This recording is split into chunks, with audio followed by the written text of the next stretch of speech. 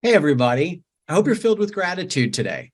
I wanted to share my thought for the day, as well as something I'm grateful for and something I'm excited about. But before I get into it, I wanted to let you all know that we're getting ready to release our new podcast. We're expecting the first episode to come out on August 1st. The podcast is called Hatching Creativity: Stories of Success, Innovation, and Growth. And on the podcast, I'm going to be interviewing a whole variety of people from behavioral healthcare and other fields, talking about challenges that they've dealt with in the personal or in the business world, and different techniques and tools that they've used to overcome them. And I wanted to show you a quick clip from a conversation I had recently with Greg Kalin from Prosperity Behavioral Health. Here you go. If you don't use it to take action and change your organization in response to it, it's really not providing you any value. So you could tell me, for example, I actually have a friend right now who is going through a salary negotiation, totally different field. He's in academia. So he has to find things to compare it to. What am I making today? What do other people in the industry make? What does this university pay their other professors?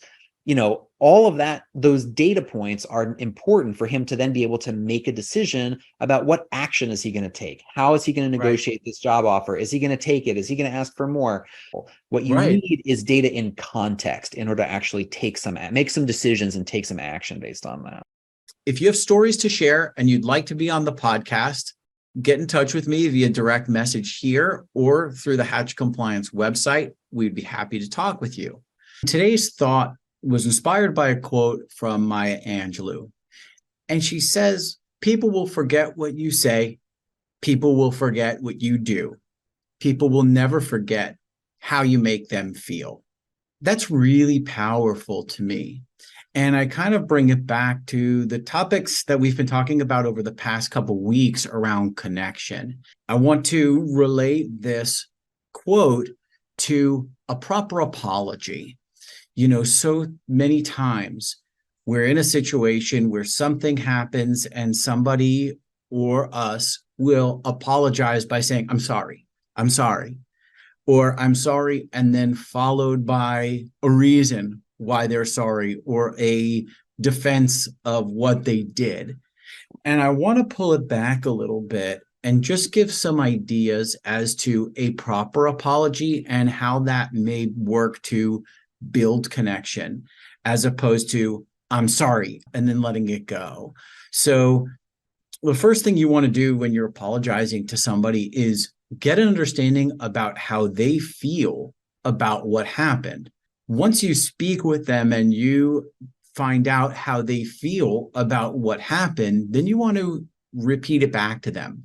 And you want to repeat it back to them without interpreting what they said and without getting defensive.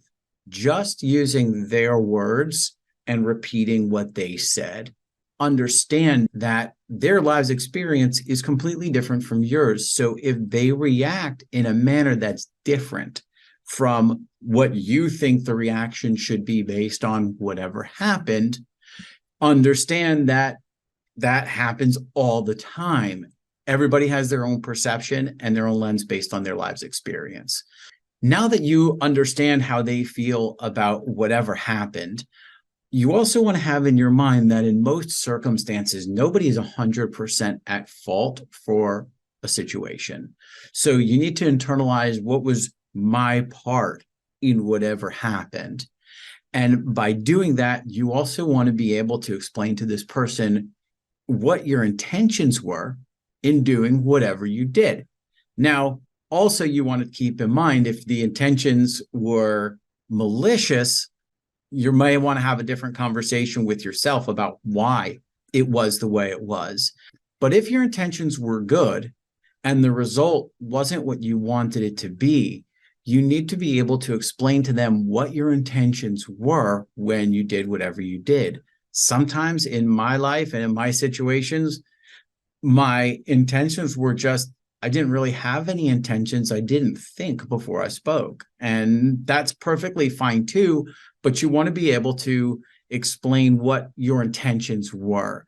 You also need to be able to explain to somebody what your perception of the impact that this situation made on them was. Because then they're getting a better understanding of you and your side without you being defensive. The last thing you want to do is discuss solutions. Work together to create solutions so whatever happened doesn't happen again. And by doing things like this, it opens the communication, it opens a little vulnerability, and it allows conversation around solutions as opposed to being stuck in this fight or flight state that we get into after some sort of an argument or an issue. So I hope this is helpful for you. This kind of thinking has been really helpful for me in life, and being able to get through situations where I may have made a mistake or did something I shouldn't have done or spoke out of turn. So I hope you find this helpful. As far as gratitude goes, I got to spend a little bit of time in upstate New York last week with my wife. We went to a little town called Chautauqua, Chautauqua. If any of you are into arts, music, literature of any kind, check this place out. It's right on Lake Erie. It's a small community, and it was one of the coolest places I've ever been. Hope you have a great rest of your day. Talk to you soon.